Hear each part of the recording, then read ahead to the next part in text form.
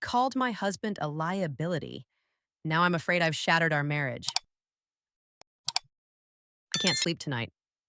It's 2 a.m., my eyes are burning, and I feel like my chest might implode any second.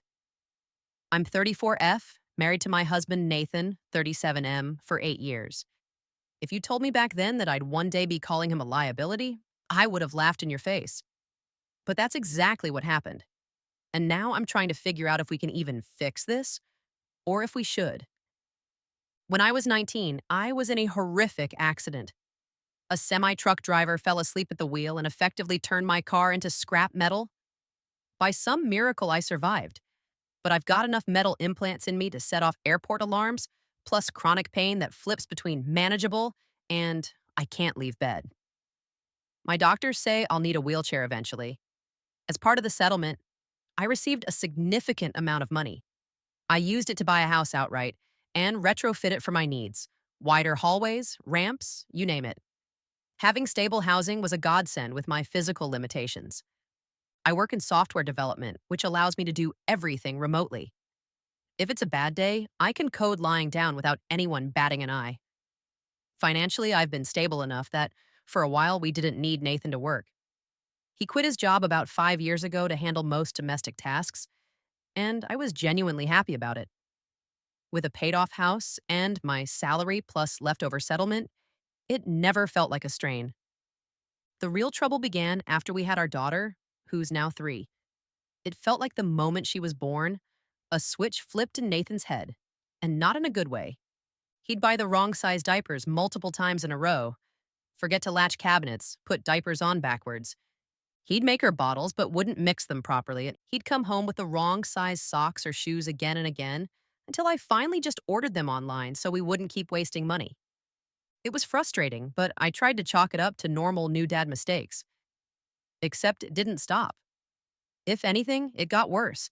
And it wasn't just about our daughter anymore. He started screwing up on tasks for me, too, filling my weekly pill organizer incorrectly, then spilling fresh meds on the floor and not noticing he'd left some behind, offering me grapefruit juice, a huge no to swallow my prescriptions, or putting dairy in my food, even though I'm lactose intolerant. Breaking or losing things constantly, like my laptop, because he tried to pack it for a trip, slipped, and it shattered. Ruining silverware by letting them fall into the garbage disposal. One time, he over-torqued an engine bolt while attempting to fix my car's head gasket. The entire engine needed replacing, and shops quoted a ridiculous amount. We ended up having to buy a new vehicle, which I'd planned on eventually, but not like that. Then a week later, he crashed that new car into the garage door, mixing up the brake and accelerator. I remember standing there, heartsick, thinking, how much can one person break in such a short time? What stung even more was seeing how perfectly careful he could be with his own hobbies, like streaming on Twitch or filming TikToks in our garage. He'd build elaborate sets, handle props with near reverence, and never once whoopsed any of his own stuff. But the moment he'd pivot to something for our daughter or me, he was clumsy and absent-minded. I couldn't wrap my head around it. 4 nights ago, everything came to a head. He'd been streaming for 9 hours straight, building a new set piece, totally absorbed. Meanwhile, I juggled my remote work, picked up our daughter from summer camp, fed us both, handled her bedtime routine. He showed up briefly to help tuck her in, then returned to the garage. I reminded him to take out the trash and told him I needed to do more work in my home office. A couple hours later, I emerged, the house feeling oddly warm, and discovered the front door was left partially open. Our daughter was asleep in her room, thank God, but she could have toddled out if she'd woken up. Nathan was back in the garage, headset on, oblivious. Then I noticed a stovetop burner was on with an empty pot on it. He'd apparently forgotten about making ramen. My heart pounded, fear shifting into anger. I went to the garage to let him know what happened. He half listened, turned off the burner, took the scorching hot pot, and set it on top of our daughter's favorite plastic plate in the sink, ruining it instantly. I yelled, "What are you doing?" out of sheer frustration. He realized his mistake and moved the pot off the plate, onto the counter instead, which scorched the surface. I grabbed it, cooled it under water, and by then I was shaking with rage and tears. He tried brushing it off, It's just an accident. I'm tired. I've been streaming. Let's not make a big deal. But I lost it. I have a liability, not a partner, I screamed. He looked at me like I'd slapped him. I let all my pent up frustration out, saying I couldn't trust him to do anything without me double checking, that every mistake cost me emotionally and financially, and that I was done being nice about it. He stormed off, went to bed. I ended up calling my mom, who offered to take our daughter for a week so we could hash things out. I felt guilty for calling him a liability. She said I was harsh, but I also felt relieved that at least my daughter wouldn't see our tension. Nathan agreed to let our daughter go with my mom, but then he basically shut me out. He holed up in the garage, streaming and gaming, barely speaking to me. He's been ignoring my messages, ignoring me if I pop in with a question.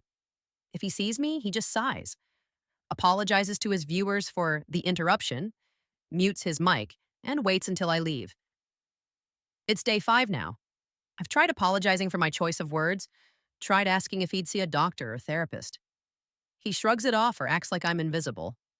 I keep recalling all the times I approached him gently about this problem, telling him I was worried about how frequently he messed up or forgot crucial details. He'd always wave it off. People make mistakes. We can afford it, so no harm done. But it's not about the money, it's about the trust I no longer have. He doesn't see it that way. If you're wondering why he doesn't work, we both agreed. His field was toxic, with shady coworkers and exploitative managers. We're privileged enough that my salary covers our expenses, plus my ongoing medical needs.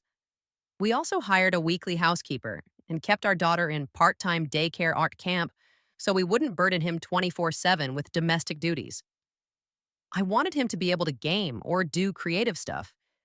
I never imagined it'd morph into him ignoring me and our daughter, leaving tasks half finished. I vented about the situation online, and it got more attention than I expected. People labeled him with possible medical issues, ADHD, depression, etc., or said my calling him a liability was cruel. Maybe it was, but what else do I call someone who leaves the stove on, the door open, and can't manage basic tasks without endangering our kid or me? Still, my meltdown might have made things worse, because I see him barricaded in the garage as if to punish me for daring to blow up. Or maybe he's genuinely ashamed. Either way, our marriage is at a standstill. I can't even fix it if he won't engage. A part of me hoped he'd come around, maybe apologize, maybe open up. Instead, we're existing like roommates who despise each other. If he needs food, he door dashes it right to the garage. If I try to check on him, he waves me away. I keep the rest of the house tidy, but it feels hollow, like living with a ghost. Is the truth that I broke him by calling him a liability? Or did he break me first by being so careless I fear for our daughter's safety? One of those must be the final straw, but I can't sort out which. My mother says I was too harsh, but she also sees how exhausted I am keeping track of everything Nathan forgets. I keep thinking about the person he used to be, reliable, gentle, the one who'd help me manage my medication schedule without messing it up. Now I can't trust him to pour me juice without double checking it's not grapefruit. I'm angry, but beneath that, I'm heartbroken. I want that old Nathan back. Or maybe he never changed and I just didn't see the signs until parenthood raised the stakes. My daughter is at my mom's for the week. What if by the time she's back, Nathan and I are done? What if he never forgives me for calling him out so brutally? Or maybe I'll never trust him enough to keep our home safe. The tension is crushing me and I don't know if we can undo this damage. He might read these words if he stumbles on my venting.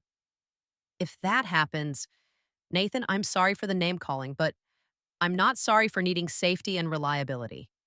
We can't keep living in a house that's one burnt pot away from a major accident. It's day 5 of the silent standoff, and all I can feel is a dull ache. I love him, but love alone won't fix the countless ways he's put us in danger or cost us thousands in repairs. Maybe we'll find some resolution. Couples therapy, a doctor visit, new boundaries. Or maybe this is the end, and I'll be one more single mom raising a child alone. Part of me is already bracing for that possibility. So here I am, 2 a.m., crying in a house that feels too big and too empty, ironically paid for by a life-altering accident that should have taught me the fragility of existence. And I'm realizing I need more than half hearted apologies or reminders that accidents happen. I need a partner, not a liability. And right now, I can't see him being that partner unless something drastic changes. Will we come out stronger, or will this be the moment we realize we were never on the same page? I don't know. All I know is that he's holed up, I'm out here, and neither of us is crossing that gap. Maybe it's too wide. Maybe we'll try and fail. But for now, I'm left paying for mistakes I never asked for, and I'm not sure if we can afford anymore.